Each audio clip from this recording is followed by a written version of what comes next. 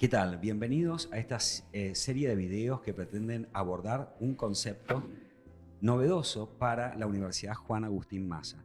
Esto de One Health, una salud, un mundo. ¿Sí? Este concepto que pretende revisar la interacción que existe entre la salud humana, la salud animal y la salud ambiental. Como parte de este ciclo de videos, tenemos el privilegio de entrevistar a profesionales del ámbito que se dedican a imponer este concepto de una salud. En este sentido, abrimos la cámara para darle paso a Roberto Merisierra, al doctor Roberto Merisierra. Él trabaja en el área de parasitología en la Facultad de Ciencias Médicas de la Universidad Nacional de Cuyo. Él también es profesor de la Cátedra de Parasitología en la Facultad de Ciencias Veterinarias y Ambientales y es un gran colega, ¿sí?, que estimula un montón la difusión de la ciencia, la difusión del conocimiento, y en este contexto vamos a entrevistarte, Roberto, para que nos hables acerca de este concepto denominado One Health, una salud, un mundo. ¿Qué sabes de eso y del rol de los veterinarios que tenemos en este One Health? ¿Qué tal, Diego? Bueno, es un concepto que, digamos, ahora está más mediatizado, por así decirlo, pero ya hace varias décadas en las cuales venimos trabajando. Digamos, hay problemas a los cuales se está enfrentando la humanidad y el planeta que para su resolución o para su mitigación, en muchos casos, porque a veces no se pueden resolver, hace falta un trabajo interdisciplinario. A ver, es como un equipo de fútbol, no puedes tener todos arqueros, todos delanteros o todos mediocampistas. Bueno, hace falta abarcar este problema desde los distintos puestos que ubica cada profesión en el enfoque que tiene y las capacidades que tiene de resolver la problemática que se va presentando, que lamentablemente el problema de las enfermedades emergentes por diversas causas, entre ellas el cambio climático y principalmente el cambio global, realmente el desafío es impresionante. Entonces hace falta este concepto, como dije, que hace bastante que se viene trabajando, pero ahora se está, digamos, difundiendo más y se está promoviendo más, que antes era algo más bien medio espontáneo, medio bohemio lo que uno hacía, ¿no? Sí, exactamente. Tiene como una definición propia, está encuadrado tanto en la Organización Mundial de la Salud, en la FAO, en la Organización Internacional de Epizootias, que ahora tiene otro nombre, la OIE, y se reconoce como un concepto que requiere, como vos decís, de un trabajo interdisciplinario. Médicos, veterinarios, bioquímicos, biólogos, ecólogos, incluso sociólogos hacen este concepto de One Health. Y vos nombrabas algo que es las enfermedades emergentes, ¿sí?, que forman parte de este concepto de que se rompió el equilibrio quizás en esta interacción que hay entre el ambiente, el humano y los animales. En ese contexto, ¿cómo podés ubicarnos a las enfermedades emergentes? Digamos, en la naturaleza hay un equilibrio, ¿no? Que, digamos, todo tiende a cierto equilibrio, o si uno cambia un elemento, el otro también cambia de lugar, etc. Cuanto más rápidos son los cambios que producimos en la naturaleza, como respuesta van a surgir cambios en ese equilibrio, que es un equilibrio dinámico, no es algo estable. Entonces, cuando uno empieza a irrumpir en ecosistemas donde antes no estaba, donde uno convierte a desiertos en oasis y al revés, selva lo convertimos en desiertos, el dique Potrerillos ahora es un dique, pero antes era un río de aguas blancas que venía bajando por ahí y ahora tenemos aguas estancas ahí. Entonces, estos cambios que nosotros hacemos, para bien o para mal, o aparentemente para bien o aparentemente para mal, obviamente trae cambio en este equilibrio que tiene la naturaleza con sus patógenos o con sus microbios, con sus parásitos. Entonces empiezan a aparecer en el escenario agentes, microorganismos que antes no es que lo hemos creado nosotros, sino que antes estaban en circuitos naturales, y nosotros, al introducirnos en ese circuito natural o ese circuito natural introducirse donde estamos nosotros, bueno, ahí empiezan enfermedades nuevas, que lamentablemente ya son de público conocimiento. La viruela símica, el coronavirus, que todavía no está bien claro cómo se originó, pero obviamente tuvo un origen en otra especie, la influenza aviar altamente patógena, y así podemos estar hablando días de todas estas nuevas, yo digo nuevas entre comillas, nuevas para la humanidad, pero muchos ya llevaban millones de años evolucionando en otros ecosistemas o en otras especies, ¿no? Sí, de hecho, por eso se las conoce como también enfermedades reemergentes, porque probablemente estuvieron presentes durante una época, pero después se extinguieron. En estos en este equilibrio que hablábamos entre el ambiente, los animales y el hombre, hay factores disruptivos que vos comentabas que alteran el equilibrio. Y creo que algo común en todas partes del mundo que rompe este equilibrio ha sido el impacto que tiene el calentamiento global, ¿sí? ¿Cómo vinculás vos específicamente al calentamiento global con estas enfermedades emergentes, ¿sí? Amplianos hacia el caso de la parasitología, ¿no? De cómo influye en alguna de estas enfermedades más prevalentes. Sí, digamos, el aumento de temperatura tiene un efecto que no es lineal. ¿A qué voy? Nosotros siempre tendemos a pensar en forma lineal. Aumento 1, aumenta 1, bajo 1, bajo 1. Pero la naturaleza no se rige con esa física newtoniana clásica y a veces tenemos cambios exponenciales. Entonces, un pequeño aumento en la temperatura, medio grado centígrado, puede hacer que antes un vector, un insecto, un artrópodo que transmitía una enfermedad que antes no estaba en un lugar, ahora puede estarlo. Entonces, el cambio del clima afecta obviamente en muchísimos aspectos, pero principalmente tenemos muchas enfermedades que son transmitidas por invertebrados, que son de sangre fría. ¿Qué significa? Que no generan sus propias temperaturas, sino que son directamente dependientes de la temperatura del ambiente. Entonces, si yo subo la temperatura del ambiente, no en todos los casos, pero en la mayoría, estoy favoreciendo la existencia, la reproducción, los ritmos de reproducción y, digamos, la actividad metabólica que están teniendo estos vectores de enfermedades. Entonces yo estoy, digamos, a quien transmite la enfermedad le estoy dando combustible, lo estoy reproduciendo más, entonces obviamente que dentro de las diversas enfermedades que se están surgiendo, pues las transmitidas por vectores son una de las que están teniendo mayor impulso, ¿no? Bien. El caso del dengue, obviamente sí. El dengue es un ejemplo evidente, ¿no? Y podemos situarnos ahí como para ejemplificar un poco esto de... probablemente el dengue tenía un mosquito mayor que Aedes aegypti, el mosquito que porta el virus dengue, tenía quizás un depredador natural, que era un mosquito que vivía en, por ejemplo, la selva amazónica, ¿sí? Ese depredador natural se quedó sin su recurso porque la selva fue talada, fue quemada, sufrió parte de este calentamiento global, y la hipótesis sugiere de que al no haber un mosquito depredador, Aedes aegypti fue conquistando varios territorios. Pero en esto de conquistar territorios fue ubicándose en lugares húmedos y cálidos, ¿sí? Y vos lo que comentabas, nuestra provincia, en este sentido, ha cambiado un poco la ecología o la infraestructura por hacerle frente a esto del manejo del recurso hídrico. ¿Se entiende? Quizás eso haya cambiado ecológicamente las condiciones de temperatura y humedad, y hoy estamos teniendo casos de dengue acá en la provincia. Lo mismo ocurre y tiene alguna repercusión similar en esto de enfermedades emergentes que tienen que ver con el área de la parasitología, ¿sí?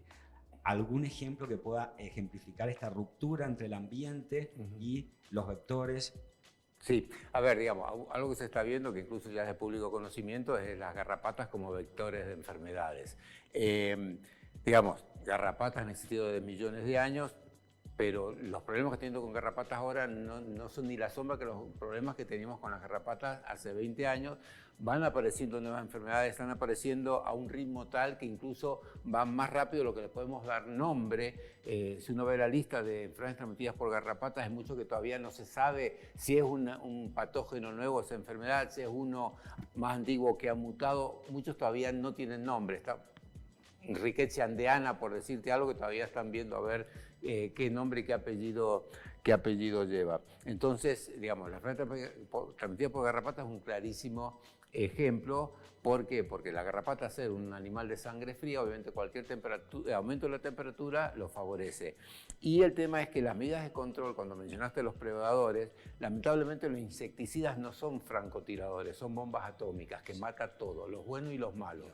Entonces, cuando yo utilizo insecticidas, que no digo que está mal usarlos, pero hay que utilizarlo en forma racional, por ahí estoy matando al malo y estoy matando al bueno que mata al malo. Entonces, cuando yo empiezo a controlar los vectores con productos químicos, tengo presente que no solo estoy matando al mosquito que transmite la enfermedad, sino también estoy matando a la rana, al sapo, a la lagartija, a otros insectos que se comían y me controlaban la población del mosquito que transmite la enfermedad, con la diferencia que generalmente estos vectores de enfermedades, sus poblaciones se pueden reponer en pocas semanas y a veces necesitamos años para reponer una población de anfibios y a veces nunca lo logramos. A ver, lo que somos más grandes acá en Mendoza, el parque estaba lleno de sapos.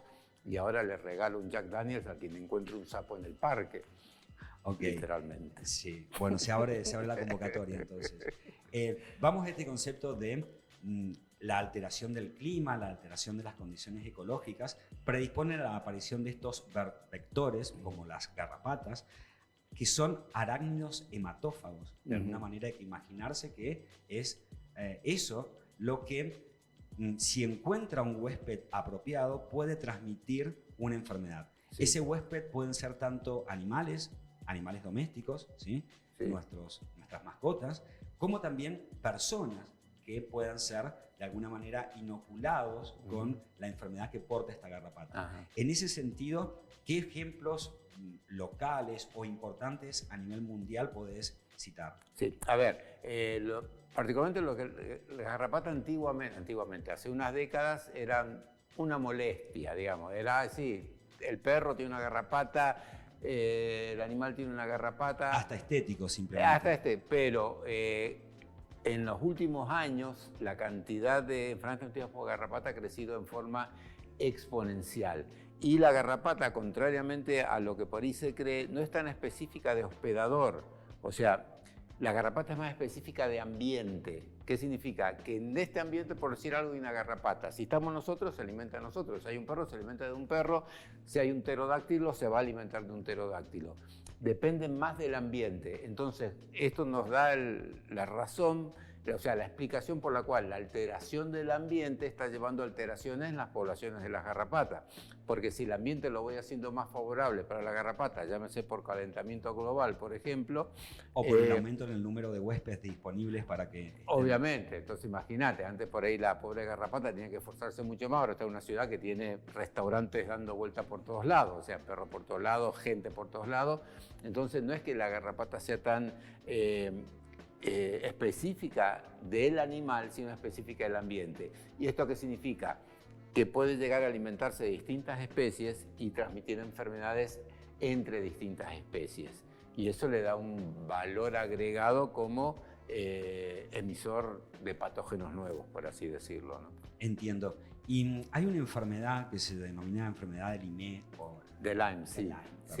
De Lyme, que hace referencia a una garrapata, ¿sí? Que puede inocular una bacteria bastante, o un parásito en realidad, bastante particular, que genera una sintomatología bastante importante. Y la enfermedad de Lyme es una de las enfermedades emergentes a nivel global. ¿Qué nos puedes contar de ella? Sí, digamos, la enfermedad de Lyme ha tenido muchísima publicidad, ¿no? Sí. Si uno hace una entrevista a gente por la calle, si se le ocurre una enfermedad transmitida por garrapata, quizás te va a mencionar la enfermedad de Lyme, y hablando de transmitida por garrapatas, pero quizás no te van a mencionar enfermedad de Chagas como una enfermedad transmitida por vectores. La enfermedad de Lyme se ha instaurado mucho en la población por una cuestión mediática. O sea, obviamente es una zoonosis emergente con terribles problemas en muchos lugares del mundo, pero a la fecha no se ha detectado en la República Argentina. Bien. A la fecha no hay ninguna evidencia que esté aquí ni que estén los vectores de esta bacteria, que es una borrelia. El tema es que se enfermó gente muy famosa. Thalía, Avril Lavigne, Justin Bieber, entonces bueno, cuando afecta a un lindo y famoso se entera todo el mundo, pero cuando afecta a un feo no se entera nadie. Sí, tiene mucha como publicidad, pero podemos decir que no ha tenido como un impacto en nuestra región. Pero sí nombrabas a esto del impacto del cambio global sobre los vectores y nombrabas a la vinchuca, ¿sí? Y a esta enfermedad, la enfermedad de Chagas, que sí es altamente prevalente en nuestra región. Contanos cómo se da el ciclo y cómo es esto. A ver, la enfermedad de Chagas, no hablaría de una enfermedad emergente porque es algo que se conoce hace mucho. Es más, digamos, hasta se cree que Darwin, por ejemplo, se infectó de enfermedad de Chagas cuando pasó por Mendoza. Tenemos el antecedente que se sospecha que Darwin, cuando estando en Luján, se infectó de enfermedad de Chagas. O sea que es algo que tenemos hace mucho tiempo. Lo transmite la vinchuca, que la vinchuca es un claro ejemplo de cómo los vectores de enfermedades se van adaptando. La vinchuca, la que conocemos nosotros es Triatoma infestam, pero hay muchas especies y hay otros géneros, se adaptó a la vivienda humana. Era un animal, un insecto que vivía en zonas, digamos, silvestres, pero dijo, ¿para qué voy a estar esperando que se me cruce alguien que alimentarme si puedo ir a la casa de un humano, que tengo humanos, perros, gallina, tengo, digamos, alta disposición de alimento. Entonces, la vinchuca, que es el vector de la enfermedad de Chagas, que es un protozoo, un patógeno muy, muy chiquitito, el Trypanosoma cruzi, digamos, se adaptó a la vivienda humana. Y, lamentablemente, la vivienda que favorece la presencia del vector son viviendas en general precarias. No es siempre así, pero en general enfermedad de Chagas suele ser sinónimo de pobreza. Sí. Entonces es algo que no le gusta a nadie. Entonces, así como queremos esconder la pobreza, escondemos la enfermedad de Chagas también. Sí, pero también un poco desmitificamos esto porque la vinchuca busca como diferentes nichos, diferentes ambientes donde proliferar, ¿sí? Y quizás esto de generar en los entornos urbanos varios de estos nichos traspasa un poco a las clases sociales en esto de que puede estar difundida entre más de la población que esperamos. ¿Sí? No, desde ya, por ejemplo, hay un proyecto en el cual estamos trabajando en la Facultad de Ciencias Médicas de la Universidad Nacional de Cuyo, que es un muestreo en estudiantes que ingresan a las carreras de la Facultad de Medicina, que obviamente por lo general no sería la población que uno creería que sería la más vulnerable. Y estamos encontrando que la situación no era como creíamos y puede haber hasta en clases sociales que tienen acceso a una buena vivienda, etcétera, que a veces aparecen casos positivos también allí, ¿no? Entonces, bueno, tampoco tenemos que pensar que solo es una enfermedad de, obviamente, gente con bajos recursos económicos, con viviendas precarias, etcétera, aunque obviamente en esas zonas es muchísimo más, la enfermedad es mucho más prevalente. O sea, la enfermedad de Chagas como enfermedad que afecta a animales existe en el sur de Estados Unidos, pero prácticamente, por lo menos en un último registro, no hay casos autóctonos. ¿Por qué? Afecta a animales silvestres, afecta a los perros que se utilizan para ir al campo, etcétera, pero donde vive el humano, por lo general, no está presente la vinchuca. Entonces, digamos, la enfermedad está donde está el vector y obviamente tiene que estar el parásito, ¿no? Perfecto, Roberto. No me queda otra más que agradecerte por simplemente generarte el espacio, ¿sí?, para hablar de estos temas, en esto de que los veterinarios deben comunicar a la sociedad acerca de estas enfermedades, deben difundirse, debe darse información acerca de cuáles son los vectores, por qué se están produciendo estas enfermedades, y creo que en esta entrevista hemos logrado eso, como dar este primer paso en el concepto de One Health, una sola salud, que tiene que ser reforzado. Pretendemos con esta serie de videos seguir reforzando este concepto de One Health. Hoy tenemos el agrado de entrevistarte a vos, veterinario y doctor, hiciste un doctorado. Sí, digamos, mi doctorado también es un reflejo de esta tendencia al trabajo interdisciplinario. Mi título de doctor es doctor en parasitología humana y animal. Ahí va. Y mis compañeros de doctorado había veterinarios, había médicos humanos, había biólogos, había bioquímicos, y justamente lo que hace falta para poder controlar estas enfermedades emergentes, porque hay que verlo desde el punto de vista del animal doméstico, el animal silvestre, el humano y, como dijiste por el principio, también sociólogo, porque hay factores sociales que llevan a que se presenten o la forma en que se presentan estas enfermedades. Entonces es fundamental este trabajo interdisciplinario, ¿no? Excelente, Roberto. Bueno, no me queda otra más que despedirte, agradecerte y invitarte quizás a un futuro próximo ciclo de videos para que nos hables de por ahí el trabajo de tu tesis, que fue fasciola hepática. Pero lo dejamos acá porque no es el objetivo de ahora, y invitar a todos a visitarnos, ¿sí?, a través de probablemente este link que les esté llevando con esta información, y difundir este mensaje de una sola salud, un mundo, ¿sí?, que vamos a reforzar en esta serie de videos que pretenden identificar a la salud humana, a la salud animal y a la salud ambiental como interrelacionadas. Me despido de ustedes y será hasta el próximo video. Gracias.